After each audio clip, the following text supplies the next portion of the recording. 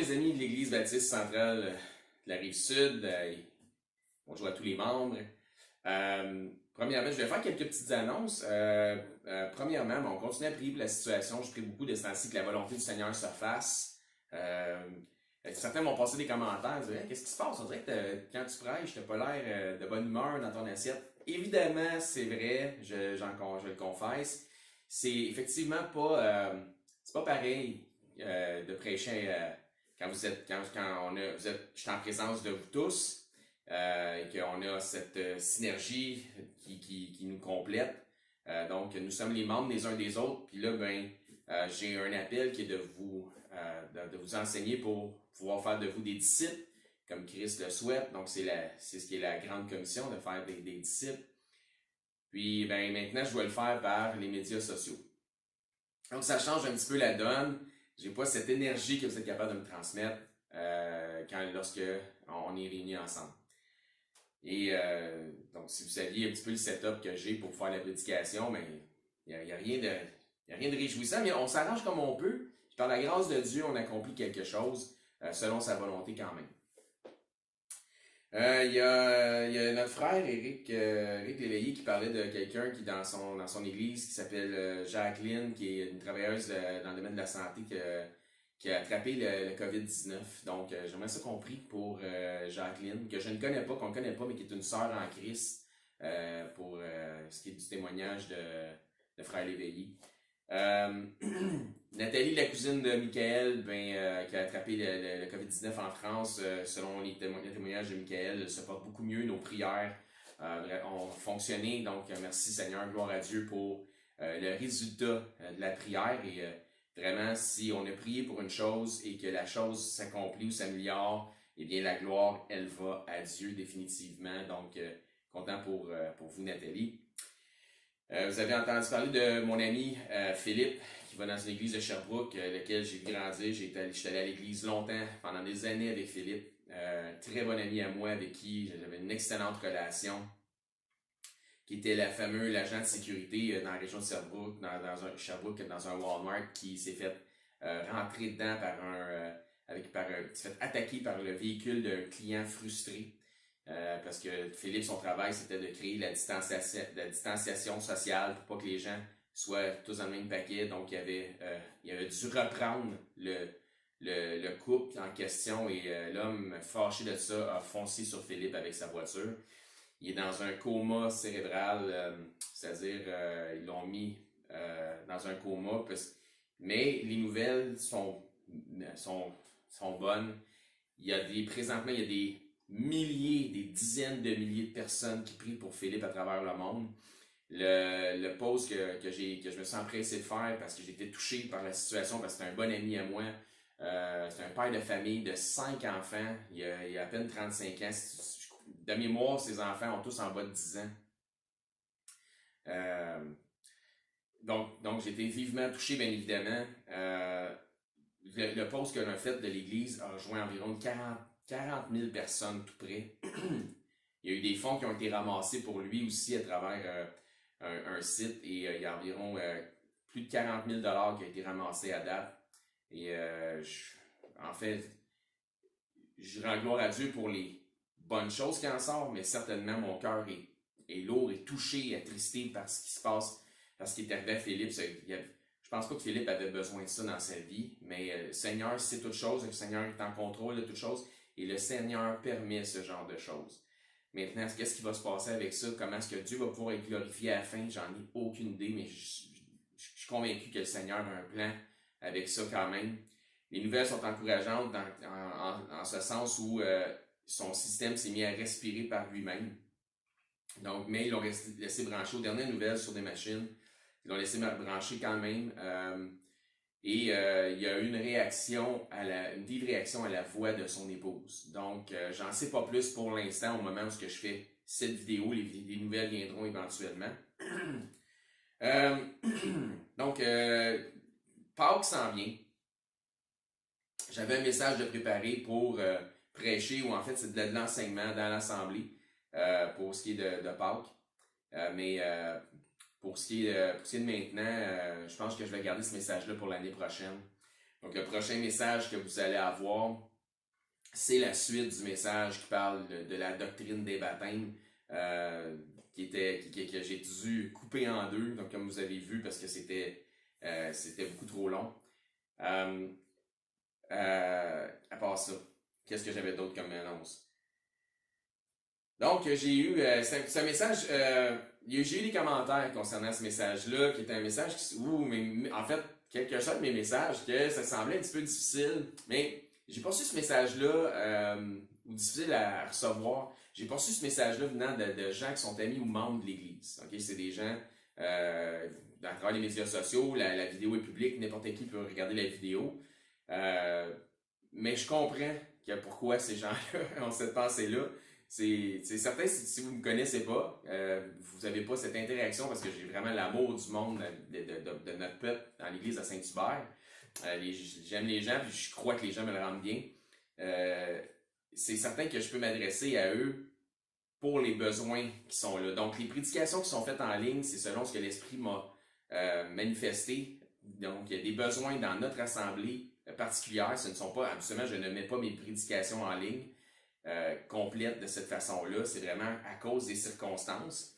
Et elles ne s'adressent pas à tout le monde. Par contre, ce n'est pas moins la parole de Dieu qui est prêchée. Et je m'efforce de la prêcher selon ce qui est écrit, en ne faisant pas dire aux Écritures ce qu'elles ne disent pas. Donc, selon vraiment la vérité, parce que ça nous dit, vous connaîtrez la vérité vous affranchira. Donc, je demeure sur des positions qui sont simplement en laissant dire à la Bible ce qu'elle dit et en m'efforçant de ne pas avoir de philosophie ou de pensée au-delà des Écritures. Maintenant, je suis certain qu'il y a plein de gens qui sont bien intentionnés concernant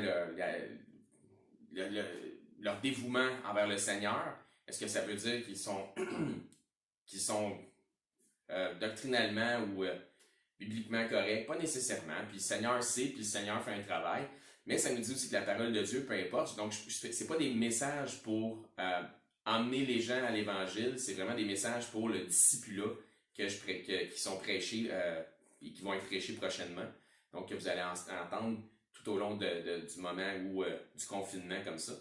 Donc, je suis vraiment dans du discipulat, dans des choses un petit peu plus dures ou difficiles à recevoir. C'est pas difficile nécessairement à prêcher, c'est peut-être difficile à transmettre parce que les gens, des fois, ont plus de difficultés à le recevoir. Donc, et ça nous dit dans les Écritures qu'il y a du petit lait, du lait, qui sont donnés aux enfants, mais aussi la nourriture solide pour les hommes faits. Donc, des fois, lorsque les gens ont de la difficulté à recevoir certaines choses, c'est qu'ils ne sont pas rendus à ce niveau-là spirituellement. Mais ce que je vous dis, et ce que je dis à tout le monde, c'est vérifier dans les Écritures si je vous prêche, si ce que je prêche, ou si ce que j'enseigne, c'est selon les Écritures. Que mes convictions ne deviennent pas vos convictions, peu importe où vous êtes dans le monde, puis qui écoute ça. Mais puis que ça soit pareil pour n'importe qui vous enseigne n'importe quoi que ce soit. Vous n'avez pas à vous laisser imposer quelques convictions que ce soit, mais développer vos propres convictions en vérifiant, comme les gens de Béry, dans les Écritures, si ce qu'on vous enseigne, c'est juste. Et ne faites pas dire à la Bible ou à la parole de Dieu ce qu'elle ne dit pas. Gardez ça dans son intégralité, laissez le Seigneur dire ce qu'il a à dire selon le texte, le contexte, la syntaxe et la perspective. Et certaines fois, lorsqu'on regarde, il y a un préambule aussi, on peut être rendu au chapitre 5, mais le début de tout ça est dans le chapitre 1. Donc, valider, vérifier toutes ces choses. Et il y a une personne qui me faisait un commentaire qui est intéressant, je le comprends, que je semblais avoir... c'était pas tout à fait formulé comme ça, mais comme si j'avais un mépris de certaines autres personnes qui croyaient des choses différentes. Ben, en fait, j'ai pas du mépris pour ces gens-là. Je ne méprise personne et malheur à moi, mais c'est pas le but. En fait, vraiment pas. Par contre, c'est certain que je vais défendre la parole de Dieu contre ceux qui la méprisent. Et c'est là la distinction. Je mépriserai pas les gens pour ce qu'ils croient, mais je vais défendre la parole de Dieu contre ceux qui la méprisent. Ça, par exemple, oui, je vais me tenir debout pour le Seigneur sur ces choses-là. Donc, c'est pas mal ça pour ce qui est des annonces. Donc, j'avais quand même un message pour vous aujourd'hui. Donc, c'est une situation on vit une situation qui est particulière. Vraiment, c'est une page d'histoire qui se tourne dans notre génération. On va lire le psaume 118. Qu'est-ce que ça nous dit dans le psaume 118 au verset 24?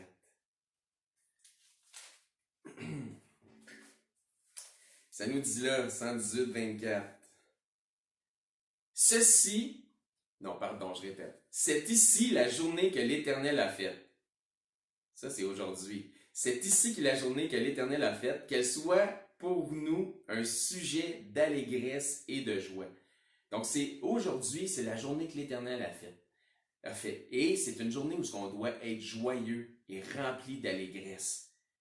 Donc, je sais qu'on vit des moments qui sont difficiles, puis à cause du virus, tout le monde est confiné, tout est en arrêt, les nouvelles sont mauvaises, les cas s'alourdissent, le nombre des gens qui sont infectés, c'est-à-dire grandit. Donc, ça affecte beaucoup de gens. Les gens sont sans travail, puis l'économie semble chuter, semble s'effondrer. Tout le monde est sous le soutien du gouvernement, mais il n'y a personne qui travaille pour soutenir tout le monde, donc ça ne fait pas de sens, mais on en est là. Donc, on est sur le fonds d'urgence des ministères. On est confinés à la maison, on ne sort pas, on ne se réunit pas, les portes d'église sont fermées, on n'a plus cette communion proche qu'on avait, comme on aime tellement l'avoir. Mais, ça nous dit ici, c'est ici la journée que l'Éternel a faite. Qu'elle soit pour nous un sujet d'allégresse et de joie. C'est ici la journée que l'Éternel a faite. Ça ne change pas. Donc ce passage-là, ça ne changera pas. Donc, c'est important de bien comprendre qu'aujourd'hui, on a besoin de se réjouir quand même. Chaque jour que vous vous levez, peu importe votre condition, si vous êtes encore en vie, si vous avez encore un toit au-dessus de votre tête, si vous avez encore de la nourriture à manger, eh bien, dites-vous ceci. C'est ici la journée que l'Éternel a faite. Qu'elle soit pour nous un sujet d'allégresse et de joie. C'est un moment de réjouissance à tous les jours, peu importe la condition dans laquelle on se trouve maintenant. Dans Philippiens 4.4, ça nous dit là, « Réjouissez-vous dans le Seigneur. » Je le répète, donc je mets de l'emphase. Réjouissez-vous. On a besoin de se réjouir parce que c'est ici la journée que l'Éternel a faite, qu'elle soit pour nous un sujet d'allégresse et de joie. Dans cette période sombre, si vous agissez exactement comme tout le monde semble agir, donc tout le monde est sur le mode panique, tout le monde est un petit peu maussade, négatif. Si vous agissez comme le reste des gens, eh bien, comment est-ce que vous voulez que les gens perçoivent le Saint-Esprit en vous s'ils ne voient pas la différence que le Seigneur fait dans votre vie, si vous êtes tout comme tout le monde? Dans Matthieu 5.14, ça nous dit « Nous sommes la lumière du monde. » Nous sommes la lumière du monde. C'est pas arrêté là à cause du COVID-19. Nous sommes la lumière du monde. C'est encore vrai, ça.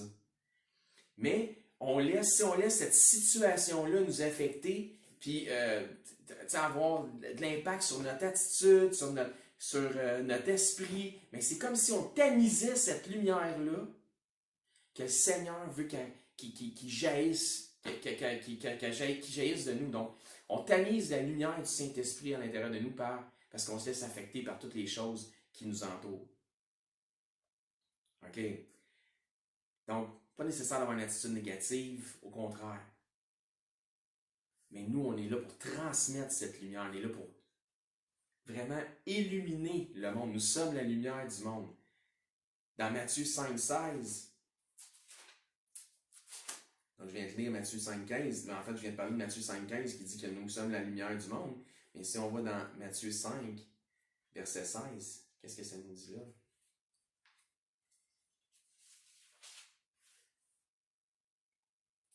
Que votre lumière luise ainsi devant les hommes, afin qu'ils voient vos bonnes œuvres et qu'ils glorifient votre Père qui est dans les cieux. Si on se laisse affecter partout, puis on diminue cette lumière-là que le Saint-Esprit veut répandre à travers nous, eh bien, comment est-ce que les gens vont pouvoir glorifier le Père qui est dans les cieux si les gens ne sont pas en mesure de voir une différence? La différence, malgré les circonstances, malgré les situations, la différence que le Seigneur vient faire dans notre vie. Parce qu'on a une espérance, parce qu'on a la foi, parce qu'on sait que Dieu ne nous abandonnera pas, ne nous laissera pas tomber. Parce qu'on sait que Dieu prend soin de nous. Cherchez d'abord le royaume de Dieu et sa justice. Est-ce qu'on fait ça? Est-ce qu'on laisse l'Esprit Saint rayonner à travers nous? Est-ce que notre attitude est un témoignage en général aux autres gens qui sont là? Hey, les nouvelles sont mauvaises. Hey, il y a encore des cas. Hey, j'ai peur d'attraper cette maladie-là. Oui, mais est-ce que vous êtes en mesure de pouvoir dire, grâce à Dieu, je vais bien. Grâce à Dieu, j'ai confiance que mes besoins vont être remplis. Est-ce que tu aimerais avoir la même assurance? Est-ce qu'il y a quelque chose qui émane de vous qui fait une différence? Ça faudrait. Donc, est-ce qu'en cette période épouvantable, et notez qu'elle est épouvantable pour tout le monde, et je la comprends, et donc cette période est épouvantable pour tous, mais même pour nous en fait, est-ce que les gens voient la différence en vous? Ou si vous êtes le Joe moyen qui fait partie de la foule, puis tout le monde est sur le même beat, puis c'est pas facile, en plus il fait pas beau, puis tu sais, pour qu'est-ce qu'on a fait pour que ça arrive, puis Dans 1 Thessaloniciens 5,19, vous irez voir, ça dit là, n'éteignez pas le Saint-Esprit. Donc, n'éteignez pas le Saint-Esprit. Nous sommes la lumière du monde. Le monde doit être attiré vers nous et non pas repoussé par nous. Une bonne attitude, malgré les circonstances, ça attire. Mais une attitude qui est maussade, une attitude qui est négative, une attitude qui est mauvaise, un peu, quand une attitude qui est mauvaise, qu'est-ce que ça fait une attitude mauvaise? Mais ça fait en sorte que mon ami présentement est dans le coma. Notre frère en Christ, Philippe, est dans le coma parce que quelqu'un a laissé les circonstances du moment s'emparer de lui, puis l'attaquer avec son véhicule. Je ne dis pas qu'on, mais c'est une des conséquences de ça. Par contre, ce que je veux dire, sans qu'on se rende là, quel genre de réaction qu'on a lorsque tous les jours, pour un moment, est-ce qu'on n'est pas souvent en confinement, on est confiné chez nous, mais si on doit sortir, aller à l'épicerie absolument, ou aller acheter quelque chose absolument, si on doit sortir, qu'est-ce qu'on projette? Qu'est-ce qu'on projette chez les gens qui sont là, le peu de gens qu'on côtoie? Qu'est-ce qu'on projette? Est-ce qu'on projette la lumière du Saint-Esprit? Ou si cette lumière-là est tellement tamisée qu'on fait partie de la masse, on fait partie de la foule, puis on est comme les autres, que les gens ne se rendent pas compte de la différence.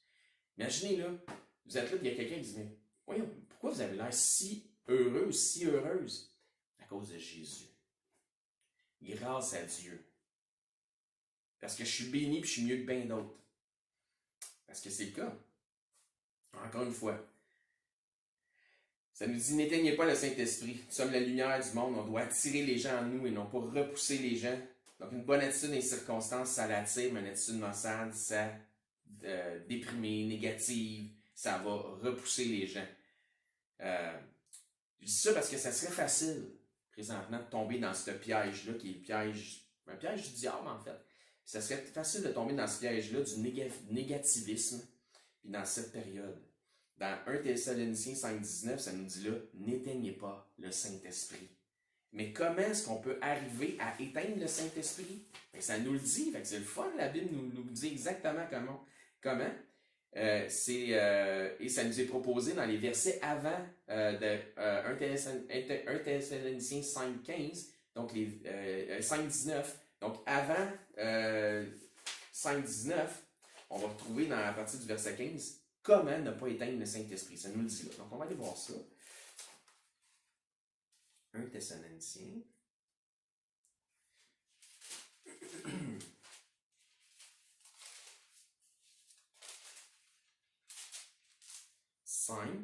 À partir du verset. Prenez garde que personne ne rende à autrui le mal pour le mal. Comment éteindre le Saint-Esprit? Rendez à autrui le mal pour le mal. Mais poursuivez toujours le bien. Comment ne pas éteindre le Saint-Esprit? Mais poursuivez toujours le bien. Et ensuite, ça dit, soit entre vous, donc entre nous, les membres d'Église, car nous sommes le corps, les membres les uns des autres, font partie du corps du Christ, entre vous, donc ça devrait être assez simple, soit envers tous. Sinon, vous éteignez, vous diminuez cette lumière que le Saint-Esprit a en vous. Soyez toujours joyeux. Ça nous dit ça ici. Comment ne pas éteindre le Saint-Esprit? Soyez toujours joyeux. Ah, pas facile, hein, le coronavirus, puis hey, là, hein, c'est difficile, on est chez nous, puis commence à avoir les cheveux longs. Ah, vous dites, on est bien mieux que bien d'autres. Il y en a qui sont pires que nous autres. Puis c'est pas parce que je veux pas qu'on se console en se comparant, je veux qu'on comprenne qu'on est béni. On est béni. On est béni. Abondamment en plus. Ça nous dit, soyez toujours joyeux, priez sans cesse. Comment ne pas éteindre le Saint-Esprit? Priez sans cesse. Rendez grâce en toutes choses. Donc, comment ne pas éteindre le Saint-Esprit? En rendant grâce en toutes choses, en se rendant compte qu'on a des raisons de rendre gloire à Dieu, dire à Dieu merci, malgré les situations qui sont pénibles. Car c'est à votre égard la volonté de Dieu en Jésus-Christ. Parce que c'est ça que Dieu veut pour nous autres. Ça nous dit ensuite, n'éteignez pas le Saint-Esprit. Vous n'éteignez pas l'Esprit, en fait. C'est ce qui est écrit. Donc, c'est comme ça qu'on n'éteint pas l'Esprit. Ça nous dit, dans le verset 15, d'avoir une bonne attitude envers tout le monde, donc envers nous, les membres de l'Église. Ça nous dit, verset 16, soyez toujours joyeux. Pourquoi est-ce qu'on devrait être toujours joyeux? Puis vous remarquez que le mot toujours, en fait, c'est un mot qui est formé de deux mots, qui est tout et jour. Mais pourquoi est-ce qu'on devrait être tous les jours joyeux? Ah, ben ça, c'est facile parce que ça nous le dit dans notre passage d'ouverture. C'est ici la journée que l'Éternel a fait. Puis demain, là, demain, vous allez pouvoir dire, c'est ici la journée que l'Éternel a fait. Puis après-demain, Dieu voulant, vous allez pouvoir dire, c'est ici la journée que l'Éternel a faite. Puis la semaine prochaine, là, mercredi prochain, vous allez pouvoir dire, c'est ici la journée que l'Éternel a faite. Qu'elle soit pour nous un sujet d'allégresse et de joie. C'est pour ça qu'on doit être toujours joyeux. Ce n'est pas les circonstances qui doivent faire la différence. C'est l'Esprit Saint en nous. Donc, n'éteignez pas l'Esprit. Qu'est-ce que ça nous dit d'autre? On devrait être tous les jours joyeux. Philippiens 4.4. Réjouissez-vous dans le Seigneur, je le répète, réjouissez-vous. Et lorsqu'on n'est pas joyeux, ben, ce qu'on fait, c'est qu'on tamise. Je sais qu'il y a des situations qui peuvent être pénibles, comme, je veux dire, la famille de Philippe, présentement, ce qu'ils vivent, voir soit leur père, leur fils ou leur frère, son mari pour son épouse à l'hôpital, présentement, dans une situation critique pour quelque chose de complètement stupide, pour un acte de stupidité incroyable que l'autre personne a produit. Eh bien, puis lui en est victime, c'est sûr là, qu'à ce moment-là, je comprends que leur cœur est lourd, parce que mon cœur est lourd pour Philippe moi-même.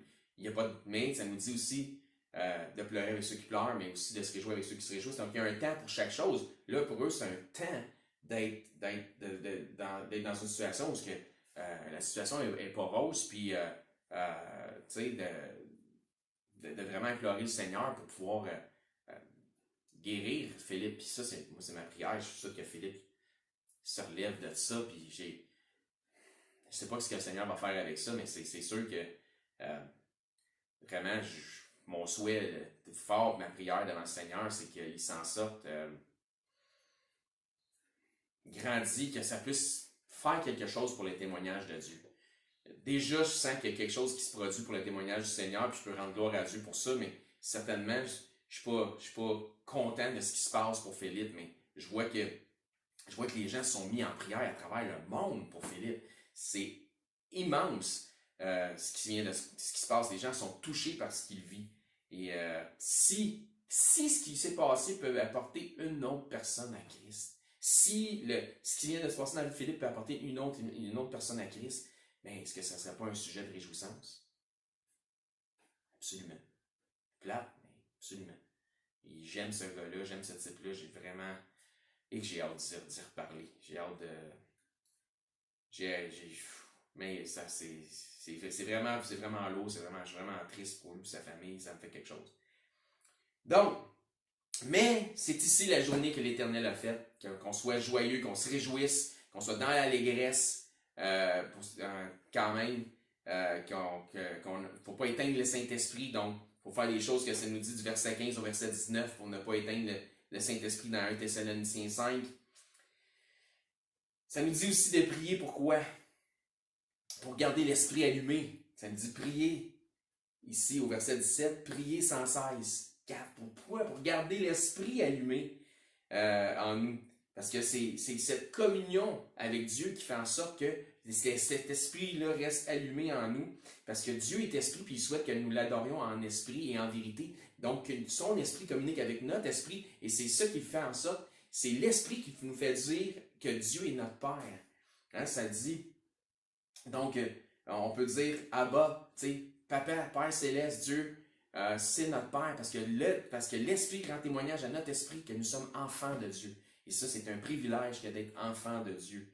Donc, ça, c'est une bonne raison de se réjouir.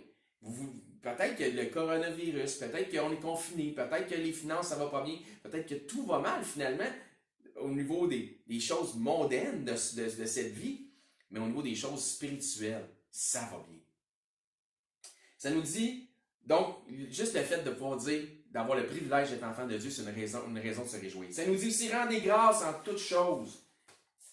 Et comme je l'ai déjà enseigné, ça ne nous dit pas pour toutes choses. Mais pour ces gens qui sont membres d'Église, vous m'avez déjà entendu enseigner ça dans nos réunions de prière, rendez grâce en toutes choses et non pas pour toutes choses. Donc, je me répète un peu ici, mais c'est pour votre sécurité spirituelle que vous avez besoin de faire rappeler les choses que vous savez déjà, puis là, dire, ah oui, c'est vrai que le Seigneur dit ça. Donc,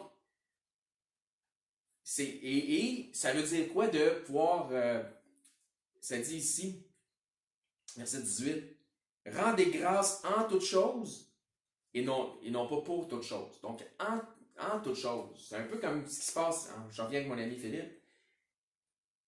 On ne peut pas rendre gloire à Dieu pour ce qui est arrivé. Je suis désolé. Puis je ne peux pas rendre gloire à Dieu pour son état, pour le choc qu'il a subi. Mais, malgré tout, je peux rendre grâce à Dieu pour des choses dans ma vie. Donc, j'ai encore en vie. On mange. On a un toit. J'ai pas le COVID-19. Il y a plein de raisons pour lesquelles je peux rendre grâce à Dieu. Les gens sont touchés de ce que. Donc, sa situation permet un témoignage supplémentaire présentement.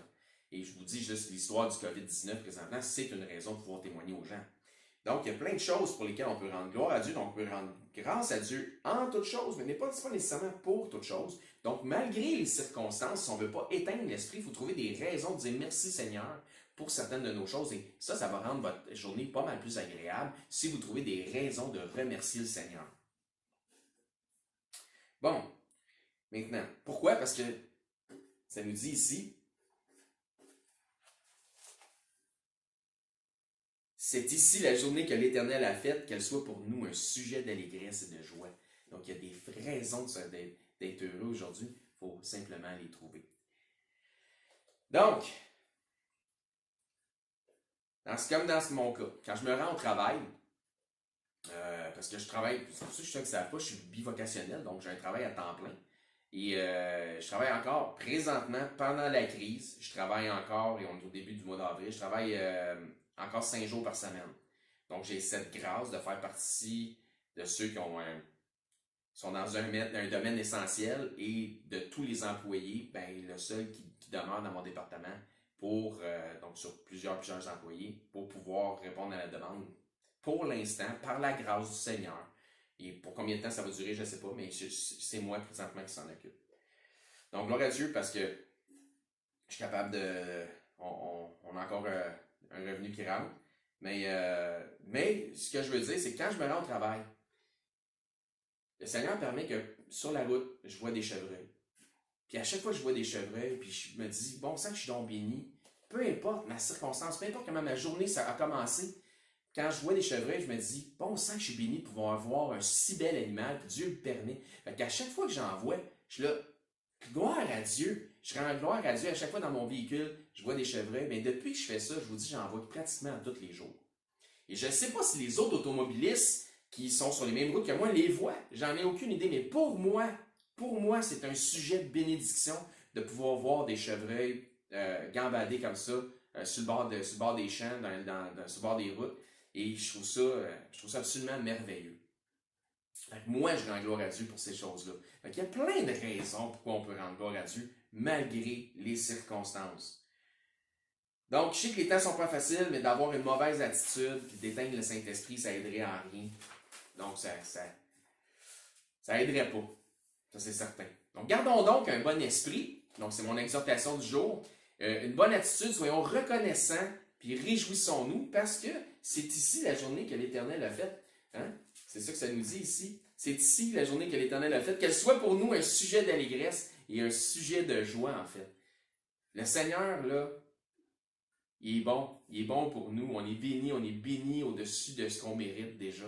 Donc, trouvons des sujets de rendre grâce à Dieu, éteignons pas l'esprit, laissez cette lumière briller, parce que on est la lumière du monde, et de faire en sorte que les gens voient cette lumière à travers nous, cette joie que le Seigneur peut apporter en nous malgré les circonstances, et que le Seigneur vous garde, que le Seigneur vous protège, puis que le Seigneur vous remplisse encore de bénédictions malgré les circonstances, et que son amour demeure en vous, mais qu'elle puisse tellement transparaître que les gens vont vouloir vous demander « mais comment tu fais pour ne pas être affecté pendant des temps comme ça? » À cause que j'ai Jésus dans ma vie, à cause que j'ai Dieu dans ma vie, à cause que je prie, à cause que je me réconforte dans la parole de Dieu, à cause que j'entends de la prédication puis ça vient bénir mon cœur, à cause que le Seigneur est dans ma vie. Aimerais-tu avoir cette assurance? Aimerais-tu avoir cette joie aussi qui donne cette assurance? Ou l'assurance qui donne cette joie, pardon. C'est plutôt le même que j'aurais dû l'exprimer. Donc, soyons un témoignage, soyons un bon témoignage. À la prochaine.